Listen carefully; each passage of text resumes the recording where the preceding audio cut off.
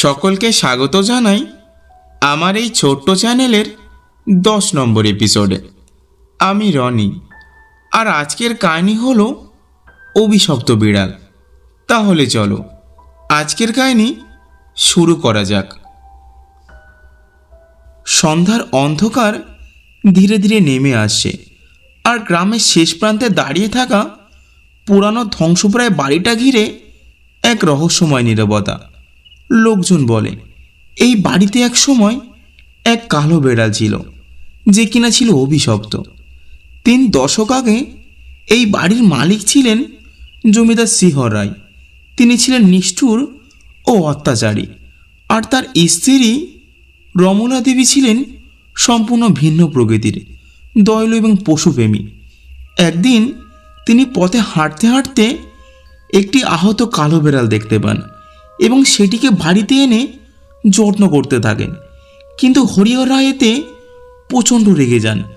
তিনি বিশ্বাস করতেন কালো বেড়াল অপায়া আর দুর্ভাগ্যের কারণ। রাগের বশে তিনি বিড়ালটিকে হত্যা করেন। সেই রাতেই ঘটে এক অদ্ভুত ঘটনা। জমিদার রাতে ঘুমিয়ে পড়ার পর তার ঘরে শোনা যায় হালকা মিউ মিউ শব্দ। ঘুম ভেঙে গেলে তিনি দেখেন জানালার ওপাশে দাঁড়িয়ে আছে কালো বিড়াল, কিন্তু সেটি তো মারা গেছে। ভয়ের বিভৎসে তার গলা শুকিয়ে আসে। পরদিন সকালে তাকে মৃত অবস্থায় পাওয়া যায়। তার চোখ দুটো ছিল বিস্ফারিত, আর মুখে জমেছিল ভয়ের ছাপ। সেই রাত থেকেই বাড়িটা হয়ে উঠেছিল এক ভয়ঙ্কর স্থল, যেখানে মাঝে মাঝেই বিড়ালটির ছায়া দেখা যায় আর তার গলার মিউ শব্দ। এর কিছু বছর পর রুদ্র আর মীরা নামের 2 শহরী দম্পতি এই বাড়ি কেনার সিদ্ধান্ত নেয়। অনেক খোঁজাখুঁজির পর তারা এই পুরনো বাড়িটি পেল, যার দামও ছিল অনেক কম।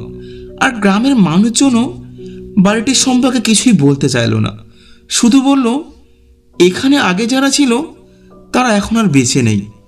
রুদ্র মীরা এসব কথায় পাত্তা দিল না। তারা ভূতের গল্পে বিশ্বাস করতো না। নতুন বাড়িতে এসে দুজনেই বেশ খুশি ছিল। বাড়ির এক পাশে ছিল বিশাল বাগান, সামনে খোলা মাঠ। প্রথম কয়েকদিন সব কিছু স্বাভাবিক ছিল, কিন্তু তারপরই ঘটতে লাগলো অদ্ভুত কিছু ঘটনা। একদিন মীরা রাতে একা বসে বই পড়ছিল। রুদ্র তখন শহরে গিয়েছিল কিছু জিনিস কিনতে। হঠাৎই রান্নাঘর থেকে একটা শব্দ এলো, কোনো কিছুর পড়ার শব্দ। মীরা ভেবেছিল হয়তো কোনো ইঁদুর হবে, তাই সে পাত্তা দিল না। কিন্তু এরপর সে স্পষ্ট শুনতে পেল কারো মৃদু পায়ের শব্দ। ধীরে ধীরে সে রান্নাঘরের দিকে এগিয়ে গেল।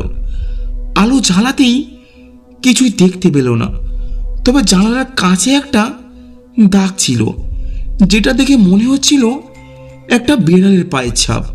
সে ভয় পেয়ে গেল, কিন্তু পরক্ষণেই ভাবল নিশ্চয়ই কোনো পথচারী বিড়াল ঢুকে পড়েছে। সে দরজাগুলোকে ভালোভাবে বন্ধ করে দিল, কিন্তু রাত গভীর হওয়ার সঙ্গে সঙ্গেই ভয় আরও বাড়তে লাগলো। হঠাৎ মীরা অনুভব করলো তার চারপাশে কেউ একজন ঘোরাফেরা করছে, কিন্তু সে কাউকেই দেখতে পারছে না। সে বিছানায় শুয়ে পড়ল, কিন্তু মনে হচ্ছিল জানালার ওপারে কেউ দাঁড়িয়ে তার দিকে তাকিয়ে আছে। পরদিন সকালেই রুদ্র বাড়ি ফিরল। মীরা সব ঘটনা খুলে বলল। রুদ্র হেসে বলল, তুমি বেশি ভেবে ফেলছ, এগুলো সব কল্পনা। কিন্তু সেই রাতে রুদ্র নিজেও অদ্ভুত কিছু অনুভব করলো। সে ঘুমিয়েছিল, হঠাৎ অনুভব করলো কেউ যেন তার বুকের উপর ভর দিয়ে বসে আছে। সে নড়তে পারছিল না, চিৎকার করতেও পারছিল না।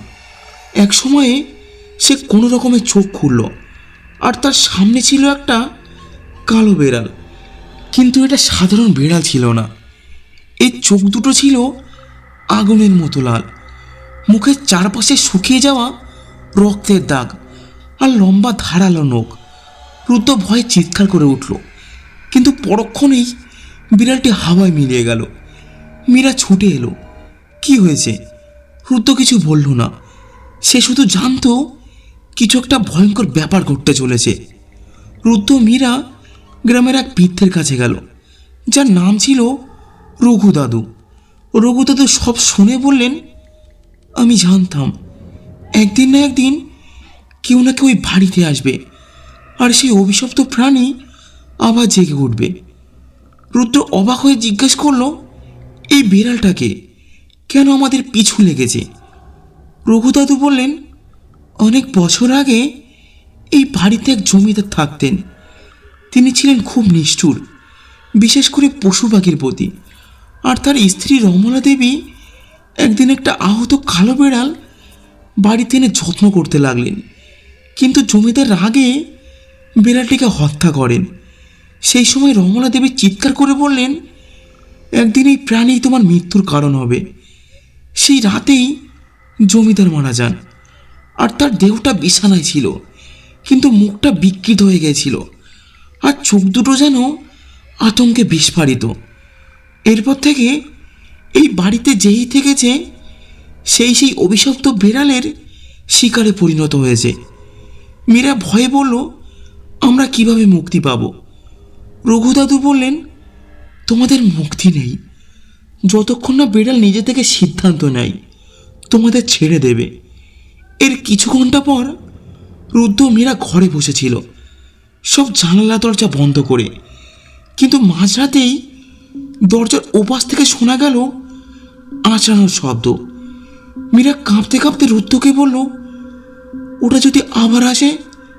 রুদ্র একটা লাঠি হাতে নিল, আর আচমকাই জানালার কাঁচ ভেঙে চূর্ণ চূর্ণ হয়ে গেল, আর একটা কালো ছায়া ধীরে ধীরে ঘরের মধ্যে ঢুকতে লাগলো। এটা সেই কালো বিড়াল, কিন্তু এবার ওর চেহারাটা আরো ভয়ঙ্কর। লাল চোখ, রক্ত মাখানো, আর শরীর থেকে কালো থর মতো কিছু একটা বের হচ্ছিল। রুদ্র চিৎকার করে উঠল আর বলল, আমরা তোমার কোনো ক্ষতি করিনি, আমাদের ছেড়ে দাও। বিড়ালটা ধীরে ধীরে এগিয়ে এলো, তারপর এক লাফে রুদ্রের উপর ঝাঁপিয়ে পড়ল। সকালবেলা গ্রামের লোকেরা রুদ্র মীরার খোঁজ নিতে এলো। তারা ভিতরে ঢুকে যা দেখলো তাতে সবাই হতভম্ব হয়ে গেল। রুদ্র মেঝেতে পড়েছিল, আর তার চোখ দুটো বিস্ফারিত আর মুখটা বিকৃত। মীরা অজ্ঞান অবস্থায় এক কোণে পড়েছিল, কিন্তু আশ্চর্যের ব্যাপার, বাড়ির মধ্যে কোনো কালো বিড়াল ছিল না। মীরা যখন জ্ঞান ফিরে পেল, সে একটাই কথা বলল, ও এখনো এখানে আছে। তো বন্ধুরা, আজকের কাহিনী এই পর্যন্তই। যদি কাহিনী ভালো লাগে তাহলে অবশ্যই লাইক করে কমেন্টে জানান, আর আমাদের চ্যানেলটা সাবস্ক্রাইব করতে মোটেও ভুলবেন না। আর একটা কথা, আপনি যদি আপনার জীবনে ঘটে যাওয়া সত্যি ঘটনা আমাদের পাঠাতে চান, তাহলে অবশ্যই আমার ভিডিও ডেসক্রিপশনে আমার জিমেল দেওয়া আছে, ওখানে পাঠাতে পারেন। ধন্যবাদ।